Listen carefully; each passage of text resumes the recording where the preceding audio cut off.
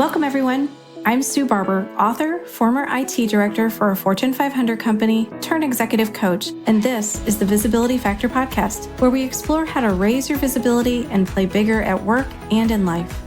We'll explore key topics and welcome guests that help you shift your thinking about yourself so you can see new possibilities for your leadership. I'm on a mission to create a visibility movement for leaders to show their value and be seen for their true talent. Are you ready to take the next step towards a higher level of visibility for yourself? Let's go. Hello, everyone. Welcome back to the Visibility Factor podcast. We are now in 2024. It's so crazy that we have started off the new year. I hope everyone enjoyed their New Year's and was able to spend time with friends and family. Today, we're going to talk about patterns. And as a coach, I'm always keeping a watch out for clients who have patterns of behavior that are unconscious for them. They may do something at work and have no idea that they're doing the same thing at home. These patterns operate automatically until someone points it out to them, or maybe you even realize it for yourself. I wanted to dive in on this topic and bring it back to how it ties to visibility for you. But first, I started off with a little research. I wanted to understand how patterns compare to habits. Sometimes I think these two words are used interchangeably, and I was curious to know the difference between them to explain it to you. So in an article written by Laurent Hobrics called Habit is a Synonym for Pattern, he shares the following definitions, which I really liked. A habit is a behavioral expression, something which you do. For example, you might bite your nails or hang your jacket on a chair instead of a hanger. A pattern is an expression of unconscious beliefs and stories we formed based on observations of ourselves and the world. They're developed based on previous experiences, positive and negative, and can be recognized as thinking or emotional patterns. In other words, he shares an example of an iceberg.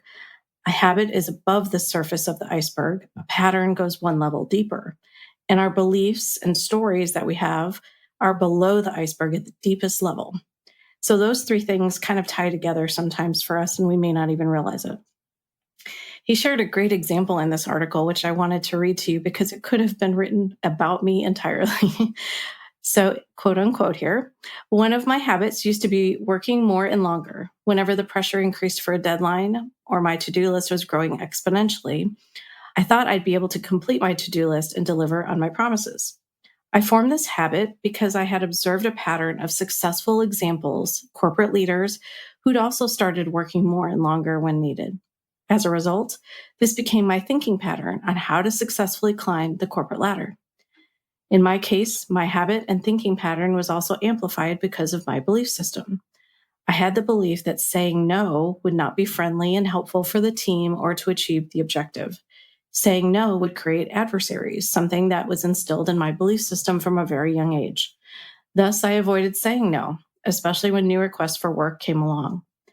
You can imagine that the combination of my belief system, not saying no, and my thinking pattern, how to become a successful corporate leader, fueled my habit of working more and longer.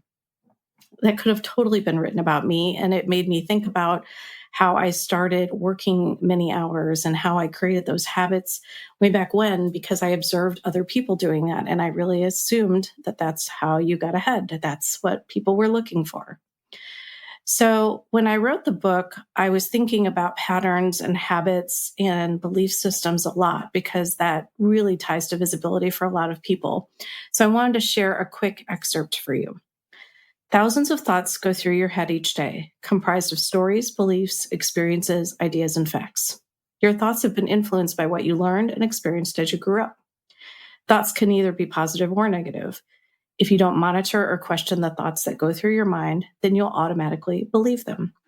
I compare it to a movie that you watch on repeat. That movie you watch each day becomes the lens through which you see reality and make decisions. It's how you see the world.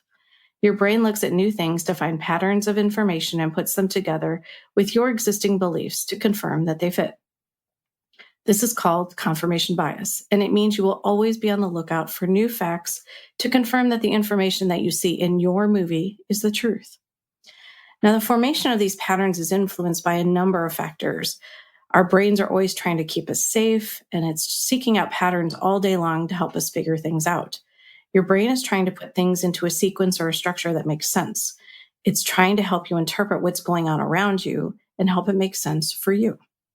So I wanted to share some examples of some different kinds of behavioral patterns to see if any of these resonate for you. Think about the society that you live in and how people learn to fit in.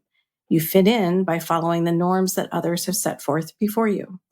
These norms are shaping your behavior and patterns every single day. Think about, for example, when you figured out how to drive to work, where your building was versus where your house is. You would follow that same path every day because it worked out for you, you liked going that way, or maybe it was the fastest. But one day you're driving down your path and you're going to work, and all of a sudden the road's closed. There's a construction incident that happened or an accident, and you can't go that way. That is disrupting your normal pattern for you. So now you have to think about, how am I going to go to work? It's no longer on automatic pilot for you anymore. Have you ever been influenced by a peer? Again, trying to fit in with your peers can contribute to forming patterns without realizing it too.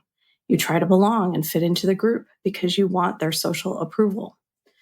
It can also come from the culture that you come from. There are cultural norms and expectations that can influence behavior, and individuals also conform to these cultural patterns because of their family traditions or what their expectations are, or maybe what they've witnessed from other people. Patterns can also be triggered through different life experiences. Traumatic events can especially have an impact on specific behavioral patterns. Remember, the brain is trying to keep you safe, so it will do what is necessary to help you find the safety to get through that traumatic experience. The brain's processes can also impact behavior. For example, a child who has ADHD, who has executive function delay, has created patterns that they follow because of how their brain operates. I won't get into this at any deep level, but for example, they will put off doing long-term assignments like writing a paper to get to the short-term win that their brain wants and play a video game instead. Their brain wants them to have that short-term win of playing the game, and that will beat out something that isn't as fun or rewarding every single time. The same holds true for those who are seeking out rewards or trying to avoid a negative consequence. It can also show up when someone is driven to accomplish their goals or climb the ladder, as I pointed out earlier. They may work to the point of burnout to reach their goals and then continue those behavioral patterns even after they've received the promotion, because it's now become a habit and a pattern that they live with and work with every day.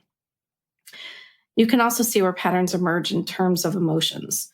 A person may not be able to handle any negative or constructive feedback and will immediately cry in response to hearing those things. They haven't learned how to cope in any other way. Some of the patterns you learn can start when you're a kid, and they may carry through to adulthood. The way that pattern shows up may shift and change as you get older, and it can show up differently depending on the person. But those things that start out when you're a child can be with you, and if you don't realize that you're holding on to them and pay attention to them, they will stay with you and they'll keep showing up repeatedly over and over again. So let's talk a little bit about how this can play out in reality.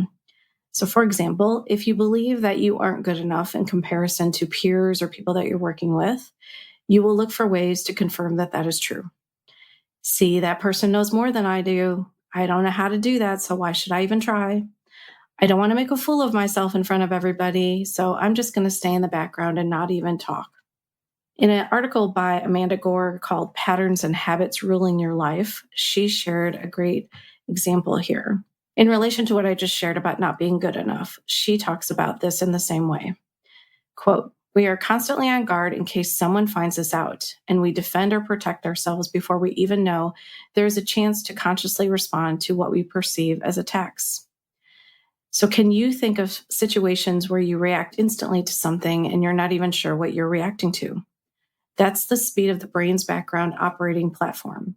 Before you know it, your brain has heard what someone said, starts defending you, blames someone else, begun the protection process because it is responding to the story that you are not good enough. And I want you to remember that our brains are intended to help us know that there's danger nearby.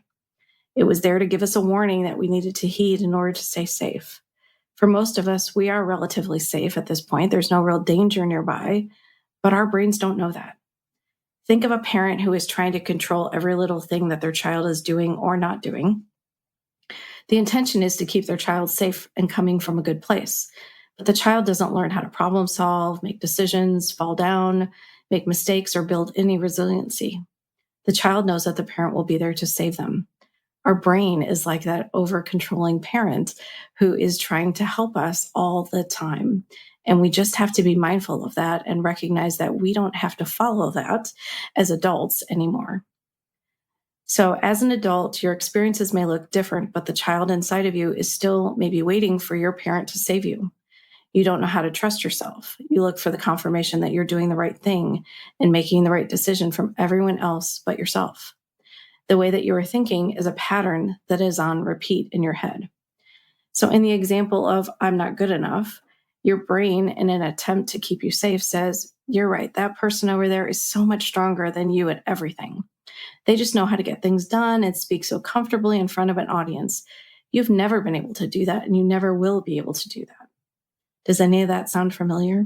It's pretty harsh, right? It is insane, the mean things that we say to ourselves, things we would never say to a friend, our children, or a coworker. Yet the thousands of thoughts in our head include many of these mean thoughts, and we have them on repeat all day long. Now, the best way to break a pattern is self-awareness. Start being kind to yourself. It isn't easy to recognize that you're in a pattern. Sometimes people have to share that with us. Sometimes they have to point out the fact that we're doing this over and over again. So I wanted to share a pattern that I had that I didn't realize right away. So when I first started my business, I didn't know how to do everything. I wasn't sure how to get clients, sell my services, or manage the long list of administrative things that I needed to do. So I hid behind the fact that I was insecure about all of those things, and I spent time working on my website. I told myself a story that I needed to be done with this website in order to be credible. I can't even tell you how many days and weeks on this website, but I thought in my head, no one would work with me if I didn't have a website in place.